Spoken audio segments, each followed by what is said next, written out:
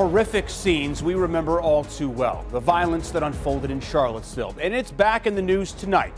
We're going to get to that in just a moment. But first, we have learned nobody connected to the death of a Charlottesville protester is going to be charged with domestic terrorism. That's according to one of the FBI's special agents on the Joint Terrorism Task Force. So why? Well, we sent our Mike Valerio to try and find out.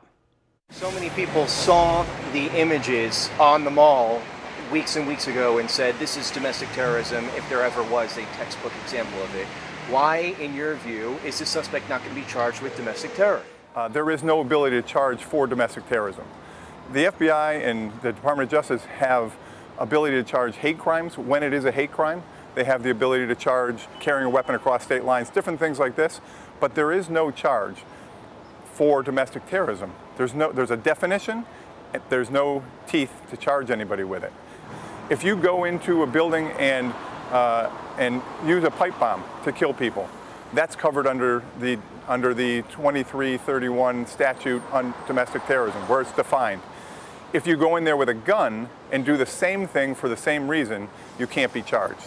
And what we need to do is just take away that weapon of mass destruction bomb and open it up to, if you commit a violent act, which is against the law, to forward your social or political agenda, then you should be able to charge a serious violent act. Are you hopeful? What do you think about the prospects for changing this? Congress was very vocal after the incident in Charlottesville. I think the big picture is, if my loved one is killed in a domestic terrorism event, I want it to be called what it is. Okay? I don't want to have that person charged with several. He may get the same penalties, but let's call it what it is.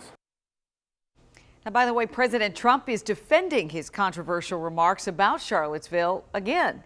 It happened on Air Force One, a flight back from visiting Hurricane Irma victims in Florida. A reporter asked the president about his meeting with South Carolina Senator Tim Scott. He's the only black Republican in the Senate. And here's what the president said.